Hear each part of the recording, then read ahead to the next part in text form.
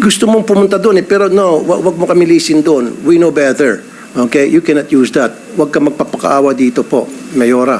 Alam naman namin talaga kung sino ka. Kaya lang, it's very hard for us right now to find out. That's why we're trying to get more information about who you really are. Because we know, and everybody knows here, everybody listening and watching, and you know in your heart, na inconsistent ka and you're lying. You're lying through your teeth. Paulit-ulit mo sinasabi sa hearing na to, kasambahay, kasambahay, kasambahay. So parang fairy tale, pinapalabas mo na kawawa ka, na galing ka from humble beginning and nagsikap ka, yumamang ka, etc. Hindi. Don't use that word kasambahay kasi pinagluloko mo lang kami. No. You did not prepare your birth certificate pero di maipagkakaila na butas-butas po yung birth certificate nyo. At lumalabas po sa pagtatanong po namin, matatanong talaga, akala ko ba nawala yung nanay ninyo? Parang matagal naman yung relasyon nila nung tatay nyo. 3 ang anak. Your Honor, as much as possible, ayaw ko na pong sumagot ng hindi ko po alam. Pero hindi ko po talaga alam at hindi po ako yung nag-prepare po nung birth certificate ko po. Madam, alam mo ba na kasal yung father mo at saka mother mo? Naitanong ko rin po sa kanya, sabi po niya sa akin, hindi po sila kasal.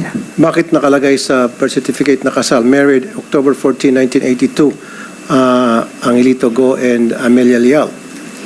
Senwin, wala po akong idea po doon sa birth certificate ko po na hindi po ako yung nag-prepare po nung birth certificate ko po. You did not prepare the birth certificate. Okay, andun na tayo. Pero at least you should have asked your father na bakit ganito. Sabi mo, kasambahay siya.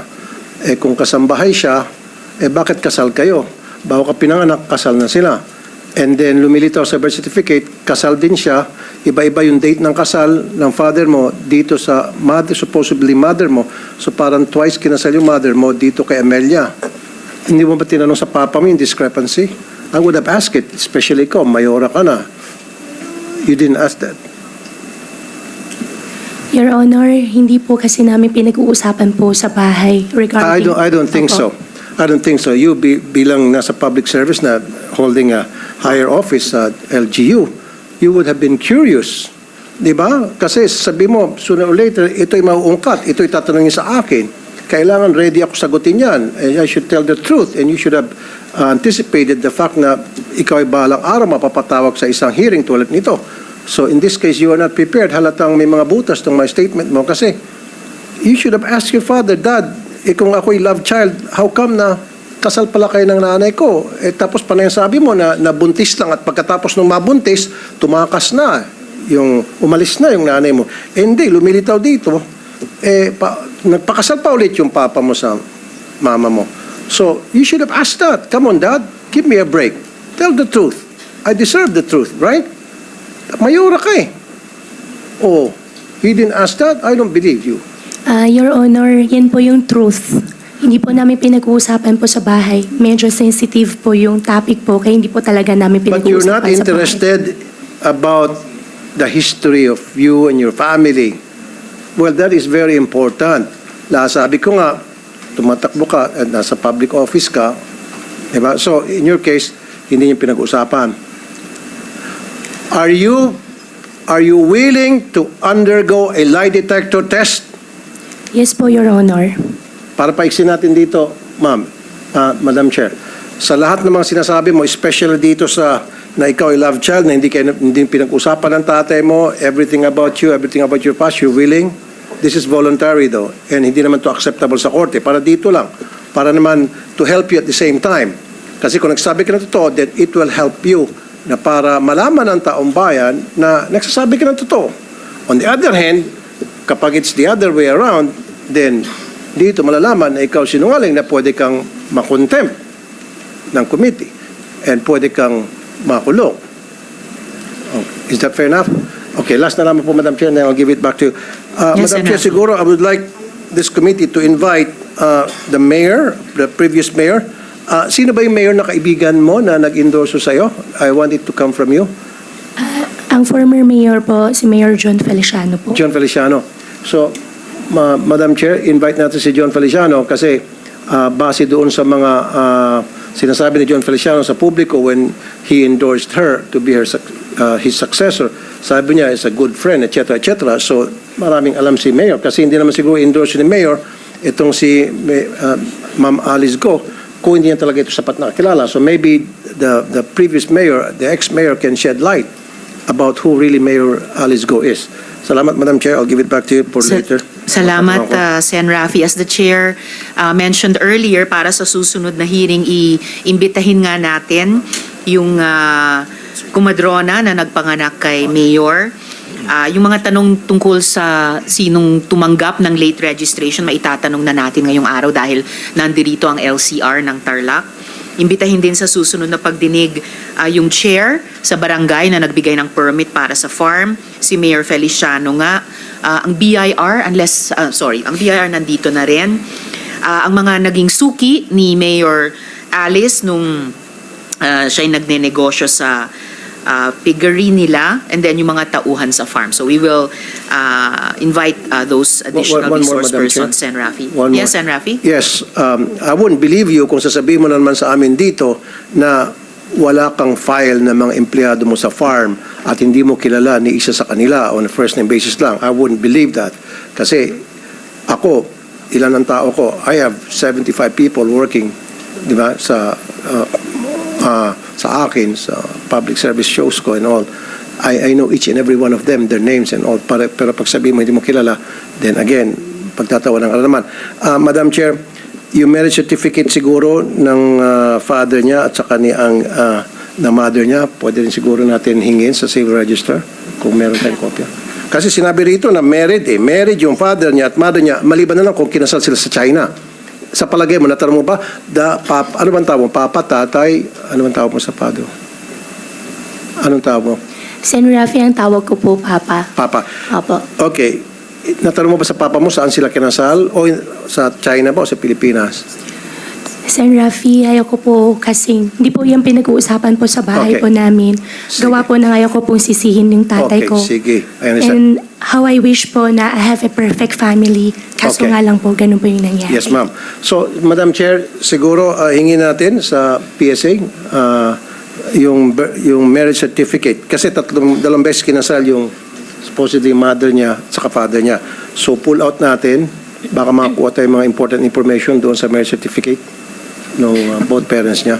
Salamat, Sen. Rafi. The committee actually already made that request at in a few minutes, meron po akong impormasyon tungkol Thank you, sa tinatanong nating marriage certificate na yan. Pero at this point, Mayor Alice, so nakikita po na ito nga yung problema no? You did not prepare your birth certificate pero di maipagkakaila na butas-butas po yung birth certificate nyo. At lumalabas po sa pagtatanong po namin, matatanong talaga, akala ko ba nawala yung nanay ninyo? Parang matagal naman yung relasyon nila nung tatay nyo. 3 ang anak. At by the way, iba po yun sa kwento nyo sa interview, no? Na napanood naming lahat. And here's another issue, Mayor, sa birth certificate na nagko-contradict sa kwento ninyo. Your parents are listed nga as married. Meron pang date of marriage, no? Yung October 14, ito, 1982. Date of marriage. Paano mangyayaring kasal sila kung sabi mo, ang birth mother mo ay yung kasambahay sa bahay ng tatay at nanay mo? Your Honor, yung biological mother ko po ay kasambahay po ng tatay ko po. Ako po, lumaki po ako sa farm. Malayong Pero- sagot niya. Sorry, Madam Chair. Malayong sagot Yes, niya. and Rafi. Yun na nga po. Paano mo mapapaliwanag na yung date ng kasal ng magulang mo na iba-iba dito sa 3 birth certificates ninyong 3 magkakapatid na kinonfirm ni tatay mo na sina Sheila at Siemen Lialguo ay mga kapatid nyo, pero sa mga birth certificates ninyo, iba-iba ang petsa ng kasal nila. At date din ng kasal ng magulang ni Sheila Lialgo na ang pangalan din ay Angelito Guo at Amelia Leal, pero hindi date ng marriage ng magulang ni Siemen Lialgo. Na pareho ding sina Angelito Guo at Amelia Leal ang magulang. So, paano nyo maipapaliwanag yun iba-iba ang marriage date sa birth certificates ninyong 3? Your Honor, as much as possible, ayaw ko na pong sumagot ng hindi ko po alam. Pero hindi ko po talaga alam at hindi po ako yung nag-prepare po nung birth certificate ko po. Madam Chair, pwede makasingit ulit? Alright, Sen. Rafi. Okay, ito lang, Mayor, sabi mo, kasambahay yung mama mo, itong si Amelia Leal. So, ibig sabihin kasambahay, nagsisilbi doon sa papa mo. Sinong kasama ninyo? Kwento ba yun sa iyo ng papa mo habang nagsisilbi bilang kasambahay yung mama mo sa household ninyo? Your Honor, hindi na po na-disclose po sa akin ng Hindi tatay ko po. disclose. Okay, so lumilitaw dito, amo, yung tatay mo, habang siyang amo, nandiyan yung kasambahay ninyo, naglilinis, inuutosan, pamalengke, kasal sila. Kasal sila, tinuturing niyang kasambahay. Kasi marriage, sabi rito eh. Married sila. Your Honor, as much as possible pa na ayaw ko pong sumagot po ng hindi ko po alam. Pero hindi ko po talaga alam. Pero again, Mayor, siyempre tatanungin mo sa papa mo, kasambahay si mama, papa, pero kasal kayo, paano nangyari? Your Honor, hindi Na, ko... ang sinasabi ko lang po kasi, it will be but natural and human reaction na para mag-usyoso ka sa ganitong klase mga impormasyon na makikita mo na it's about your history. Are you not interested about who you are? Your Honor, mahal ko Kumbaga, po. no, don't use that word, mahal mo sila. Kung mahal mo sila din, dapat sila din mahal ka rin. And then yung both parents mo nagbibigay ng mga information about you, about their lives. Kasi paulit-ulit mo sinasabi sa hearing na to, kasambahay, kasambahay, kasambahay. So parang fairy tale, pinapalabas mo na kawawa ka, na galing ka from humble beginning and nagsikap ka, yumaman ka, etc. Hindi. Don't use that word kasambahay kasi pinagluloko mo lang kami. Madam, nobody will believe you. You keep stating na kasambahay. Paano maging kasambahay yung nanay mo kung sila ay kasal ni papa mo? Maliban na lang kung si papa mo ay nagsisinungaling dito sa birth certificate. And what is the reason why would he lie? Di ba? Bakit magsisinungaling yung papa mo? And then, again, sinabi ko na to for the nth time, and hindi ka interested na si papa mo nagsisinungaling? Hindi mo lang sinabi na, bakit kaya ito si papa sinungaling? Bakit kaya si papa ay magsalita? Siyempre, usyusohin mo yan. Papa, sinasabi mo, kasambahay si mama. O pero kasal pala kayo ni mama. Papa, 2 beses kayo kinasal ni papa. Ay, papa, 2 beses kayo kinasal ni mama. Bakit? And yet you keep insisting na kasambahay si mama. Those things na very simple you should have asked, but you did not, right? Why? Your Honor, yung birth certificate ko po, binigay po sa akin ng tatay ko nung hiningi ko po sa kanya. Ang nabasa ko po doon sa birth certificate ko po, nakalagay po doon, yung biological mother ko po ay housekeeper.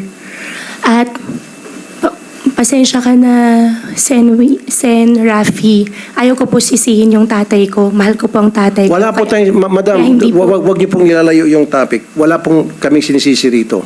Hindi namin sinisisi papa mo, hindi namin siya hinuhusgahan, hindi namin sinuhusgahan din yung mama mo. Ang sa amin lamang is trying to find the truth.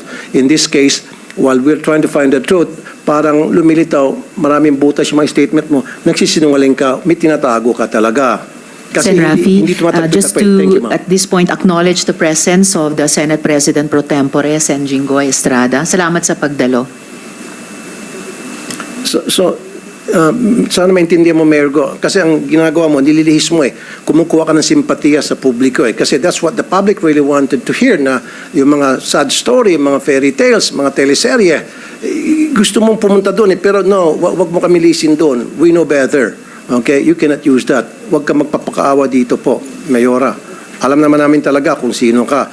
Kaya lang, it's very hard for us right now to find out. That's why we're trying to get more information about who you really are.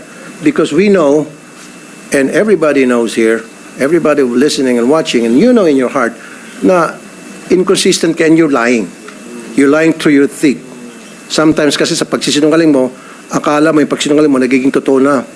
because sanay ka sa pagsinungaling, you've been living in a life of lie. Base po doon sa mga statements na mga binitiwan mo na sa amin. Salamat yan muna, Madam Chair. Salamat, Sen. Rafi. So sige, para lang tapusin na natin yung kwento dyan sa marriage certificate na yan. At ito po yung malala, Mayor. Nung pina-check ko po, wala pong record ng kasal sina Angelito Guo at Amelia Leal. Okay? So yan ang sinasabi po ng PSA certification natin. At ito ang higit pang malala, walang birth record at all sina Angelito Guo at Amelia Leal. So, maitatanong talaga, hindi po kaya Angelito Guo and Amelia Leal Guo don't even exist. Ha? Itong dalawang taong ito, na according to the documentary evidence have 3 children, but according to you, Mayor, have only 1 child, apparently don't even exist. So, hindi ko maklaro, lumalabo po yung kwentong buhay ninyo. Ha? And next question, ang tatay niyo po ba ay Chinese, Filipino, o Filipino-Chinese? Final answer please ha, dahil itong lahat na tatlong sagot ay nasabi niyo na sa iba't ibang pagkakataon. Madam Chair, ang tatay ko po ay Chinese. Okay, siya ay Chinese. So, taga saan po siya sa China? Taga Fujian po. Fujian. So, tama yung lumalabas sa social media na taga Fujian sila. Okay? So, ayan, mga social media posts. At babalikan ko yung Fujian mamaya. Okay? Kung siya ay Chinese, yung tatay nyo, bakit kaya ang sabi sa birth certificate mo na ang tatay mong si Angelito Guo ay Filipino? Bakit ganun? Your Honor, yung Angelito po, yan po yung Filipino name po ng tatay ko. Pero yung citizenship po yung tinatanong ko, Mayor. I had this check po eh. And the Chinese national cannot have 2 citizenships. Yes. Wala po silang dual citizenship. Why would you say he's a Chinese national with a Chinese passport? Pero ang nakalagay sa birth certificate mo ay Pilipino siya. So, naintindihan mo ba kung bakit ang gulo-gulo po ng kwentong buhay nyo tungkol sa pamilya nyo? So, bakit? Your Honor, yung tatay ko po ay Chinese passport holder.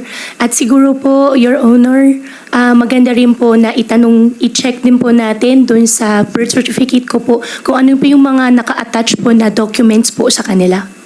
Walang problema sa pag-check sa attachments at itatanong din po namin yan mamaya. Pero ang tinatanong ko po, bakit siya ay Chinese national with a Chinese passport at dahil wala silang dual citizenship, hindi siya pwedeng simultaneously Filipino citizen. Pero ang citizenship niya, pangalang Angelito Guo sa inyong birth certificate ay Filipino siya. So bakit contradictory? Kung baga yung isa ay totoo pero yung isa ay kasinungalingan. Bakit po ganyan? Your Honor, ayaw ko po magsinungaling. Ang tatay ko po ay Chinese at hindi po ako yung nag-prepare po ng birth certificate ko po. Okay, so babalikan po natin talaga yung misteryosong birth certificate na yan. Na bagamat hindi kayo ang naghanda, pero nung umabot na po kayo sa age of reason, sa legal age, lalo na naging local government official pa kayo, eh dapat talaga naiklaro, matagal na. And Mayor, I am sorry, but even your revised story, no, yung napanood po naming lahat sa media, sa balita, parang hindi rin po totoo. Your birth certificate is riddled with holes. And if your birth certificate is the basis of your citizenship, so pati po yung citizenship nyo ay riddled with holes. Kung Chinese ang tatay ninyo, based on your own self-declaration. Well, sa ilalim ng 1973 Constitution, na yan ang umiiral na konstitusyon nung taon ng inyong pagkapanganak, 1986, kailangan Pinoy si nanay nyo para maging Pilipino rin kayo. Pero itong Amelia Leal, whoever she is, kasambahay ba o nanay ninyong tatlo, is a person with no birth record. So, how can you derive citizenship from a woman whose very existence is questionable?